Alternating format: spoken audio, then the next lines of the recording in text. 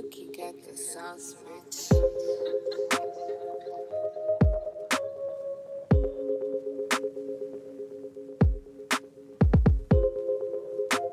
Okay, so welcome to Romans International. Thanks for tuning in wherever you're watching, YouTube, IGTV, Facebook Watch. We hope you're going to enjoy this one today because we're doing a video on the AMG GT R, one of my favorite cars. And it's, if you're in the market for a supercar in and around sort of £100,000, you've got a few options, things like the Audi R8. You might look at a 991 GT3, possibly the new 718 GT4, but in my opinion, the AMG GT R should be very, very high up on that list. So today we're going to talk in detail about the different specs you can get, the different options you can get, and hopefully this will be a sort of useful and interesting sort of buying guide, especially if you're in the market for an AMG GT R.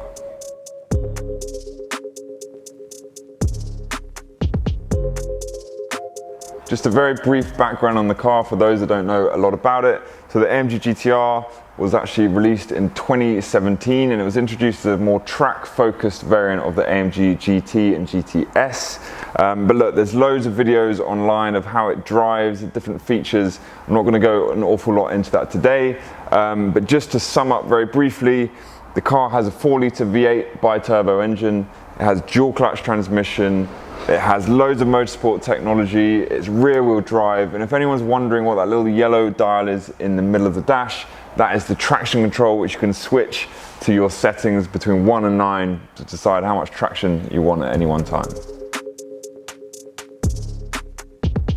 Okay, so possibly the very first thing you'll want to decide on is which color you want your AMG GTR in. So there's not actually loads and loads of different colors for the GTR. I think there's about 10 or 11. So you get black as standard, it's like a flat black paint, which I think the car looks really great. At launch they did have Jupiter Red as a no-cost option, although that's not on the configurator anymore, so I'm not sure that's still available. But probably the most popular paints tend to be the metallic upgraded paints that cost £945, such as this, which is selenite grey. If you look closely, you'll see the sort of metallic flake in the paint. You can also get iridium silver, which you'll probably be familiar with. You get a very nice brilliant blue, which is quite a rare color. You don't see too many like that. Or you get magnetite black, which is a very popular color, which is almost like a slightly lighter shade of black. It almost looks dark gray. One step up from that is you get the Designo paints. One of them is called Hyacinth Red, which is sort of like a dark red. Again, that's a very rare color. Or you can also get Diamond White, which is like a pearl white, which I think we've had one of before. Another step up from that is then you get the Magno paints, which are matte paints. You can get this color in matte called Designo Magno Selenite Grey. That's probably the #1 choice for me. I think it looks awesome, the car. But you can also get the brilliant blue in matte. You can get the iridium silver in matte as well. And then finally, the very top of the range colors are Solar Beam, which is a triple layer pearlescent yellow. That is £7,500. Personally, I've actually never seen one in that color, but it's certainly very rare. The color you would have seen though is the Magno Hell Green. That was the launch color. In some ways it's the signature color for the car. It's a matte, very, very bright green. And Mercedes actually nicknamed the car the Beast of the Green Hell. So that kind of tells you everything. But obviously that color is not going to be for everyone who want a more understated example like this. In terms of the actual value of the paints, I wouldn't say the £7,500 for the Solar Beam or the Magno Green carry all that value over, but maybe you'd pay a little bit extra for those. But at the end of the day, color's a very subjective choice and you just got to go for the color that you like the most. Okay, so let's talk wheels and brakes. So on the AMG GTR, you actually get 19-inch wheels on the front and 20-inch wheels on the back. As standard, you get forged alloys. They come painted in titanium grey. We could have paid £500 more to get them painted in black. Yeah, like the standard alloys are perfectly good. If anything, my reservations with them is they look a little bit too much like the AMG GTS models. So you can upgrade to these. These are called the performance alloys. They're about £1,500. They're 5 kilograms lighter. Not that that's a significant amount that you're going to notice when driving, but the design, you'll see this much thicker silver rim, and it's a totally different design. I mean, look, there's not much in it with the wheels. If you want the sort of ultimate spec, then these are the ones you should have, but don't get too hung up on it, because I think the standard alloys are perfectly nice.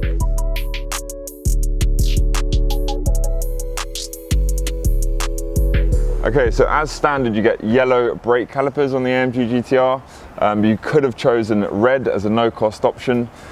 If you go for ceramic brakes as an option, you will get gold brake calipers, like this car. I mean, personally, I love these brake calipers, I think they look great. Obviously, ceramic brakes is a very expensive option. It would have cost the first owner £5,995. It is expensive. Does it carry all that value over to a used car? Probably not, but you would probably pay £3,000 or £4,000 more for a car with ceramic brakes. Look, ceramic brakes, obviously they don't wear and tear or fade anywhere near as much as steel brakes. The stopping power is a lot better. So if you're doing track days, you're going to really benefit from having ceramics. Obviously, if you're doing loads and loads of track days, just bear in mind that ceramic brakes are very expensive to replace.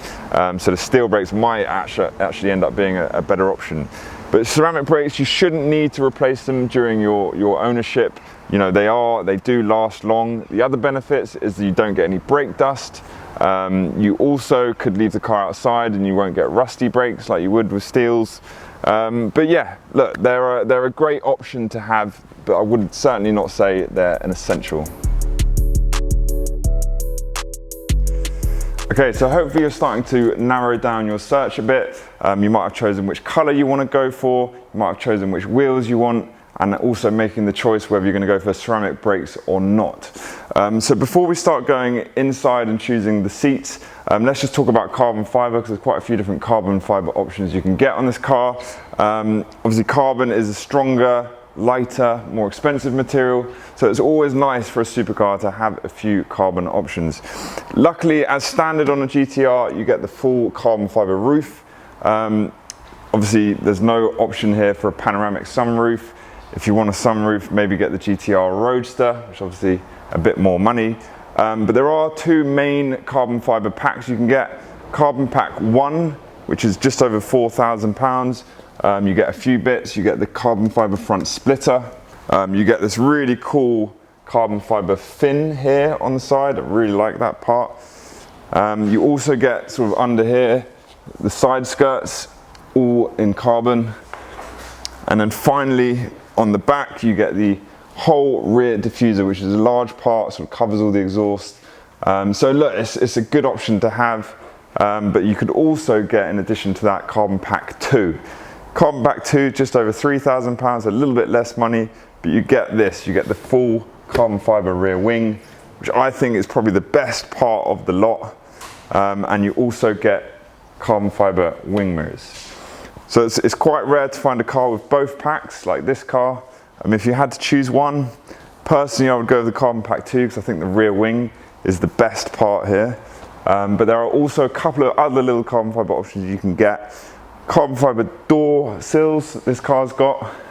And finally, the carbon fiber engine cover is another part you can get. Look, not the most important, but always a nice little thing to have.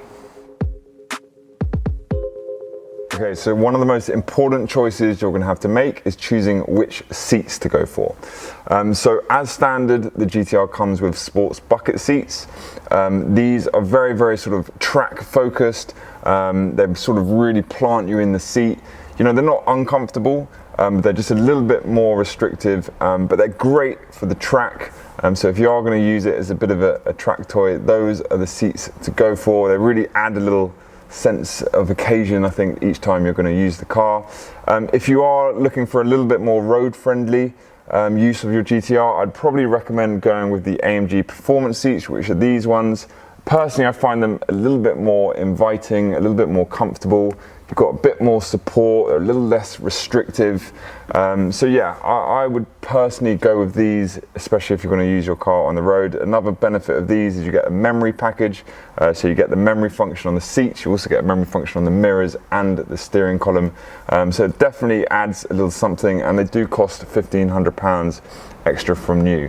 But yeah, as I said, depending on how you're going to use your GTR is how you should choose which seats to go for. Okay, so a couple of other interior options is worth mentioning.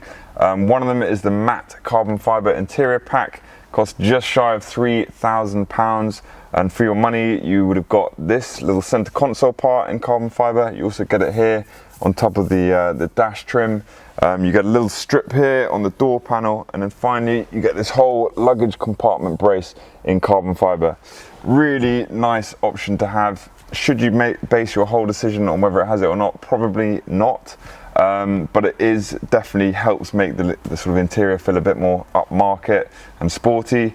Another thing you can spec from new was the exclusive pack, sort of I think it's called the exclusive Dynamica, which basically gives you contrast stitching, so you can get yellow stitching throughout, which just gives the interior a little extra life, and you get a bit of extra detailing on the door and some Alcantara elements as well. Again, a nice thing to have, but not one you should base your decision on.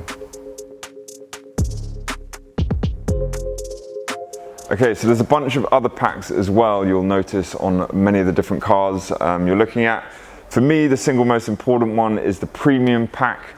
So from new, it costs just over £3,000. It gives you a little bit of extra luxury and convenience. So for me, that is something you should look for. You get the Burmester surround sound system, which gives you 10 speakers and a subwoofer in the back. It's worth mentioning as well, you can actually upgrade the system further to the Burmester high-end surround, which is another sort of £2,500. Gives you an extra speaker and gives you 1,000 watts of power. But back to the premium pack, so you also get the mirror package, which gives you automatically folding mirrors for when you're parked. You also got auto dimming mirrors, so it just reduces the glare from other cars. Other things you get is you get illuminated door sills, which on this car has been upgraded to the carbon sills. You get keyless go, so you can open, lock and start the engine with the key in your pocket, which is always quite convenient. And then finally you also get the reverse camera. So really nice pack to have, especially if you're using the car as more of a sort of daily car or on the road. And I think for resale alone, when you look at cars that don't have it, it kind of just makes the car less desirable, because I think you kind of expect it on this car to have a premium package. Okay, another pack you might want to look for is the driving assistance package. It costs just over £1,600 from new, and if you're looking for a bit of safety and tech features, this is a good option to have.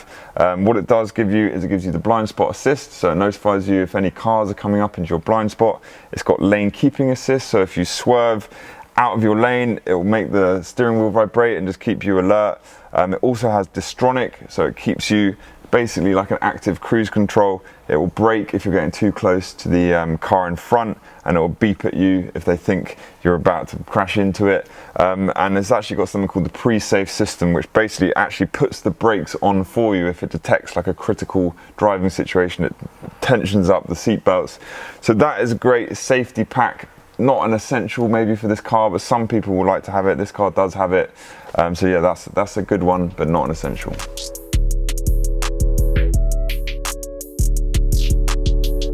Okay, so one final pack I want to mention is called the Track package. Costs just under £1,700 from new. See, this car doesn't have it. What it gives you is it gives you 4-point safety harnesses, gives you a fire extinguisher, and it gives you a roll cage. You can pay another £300 or £400 to get the roll cage painted in the exterior colour of the car. Obviously, if you want your car to have a track set up and want to take it on track days, the Track pack is a great option to have. This car doesn't have it. This is a little bit more road biased spec, this car. But yeah, if you want to take your car on a track, maybe get the Track package. Okay, so hopefully that gives you a summary of all the different options and packs you can get on the car. I just wanted to give you a bit more info, which I think buyers will find useful. So as standard, all GTRs come with a 3-year manufacturer's warranty. So this being a 2018 car, has got another year left at the time of filming. But you can extend those warranties. I think a 12-month extension costs £1,700. But just bear in mind, if the warranty has lapsed, the terms are slightly different. It will probably cost a bit more. It will also, I know they don't actually start the warranties till a month after you bought them. That's if the warranty has lapsed. But look, these cars are pretty reliable. I think we've sold about 15 or something like that, and I don't think we've ever had any issues. So yeah, I wouldn't be too worried about that. In terms of servicing, again, these cars don't cost much to run. I actually just got a quote for this car for the 2nd year service, which is due £572. I know the first service only costs £400. So these are really cheap cars to run. Again, road tax, £475 for a year. You know, compared to some of the other supercar brands, McLaren, Lamborghini, this is really, really good value and is not going to cost you a fortune to run. MPG, it does about 25 miles to the gallon. Again, for a supercar, not bad at all. It probably is worth mentioning there was a 2020 facelift. So this year they brought out a couple of different variations of this car and have updated this car. It's pretty minor. They've done a couple of little changes to the lights, a couple of little tweaks here and there, but the interior has actually come on a little bit. They've now got the new AMG Performance steering wheel, which has got different driving mode selectors on the steering wheel, and you've got a new trackpad in the middle. So that's a nice little upgrade. But I still think it would take quite a brave person to buy a brand new one today. Bearing in mind this car cost £170,000 new. It's 2 years old, it's only covered 1,500 miles. Today we're asking £110,000. So they do depreciate quite heavily from new, but I think from now on, any depreciation will be pretty gradual. What does the future hold? They have brought out the AMG GT R Pro, which is a very limited edition version, a bit more power. You'll notice that they've got crazy decals all over them, most of them do. They have, as I mentioned earlier, got a GTR Roadster. That's limited to 750 examples worldwide if you're looking for a drop top. But this is more of a performance car. I think the coupe is the one to have. And it is worth mentioning, there will be eventually an AMG GTR Black Series. Now that is going to be the ultimate car. I mean, good luck getting one of those. But for now, I think in this price range, the AMG GTR is something I would highly recommend. And yeah, that is one of the best cars in that price range for sure. And I hope you found this video useful if you are going to end up buying one.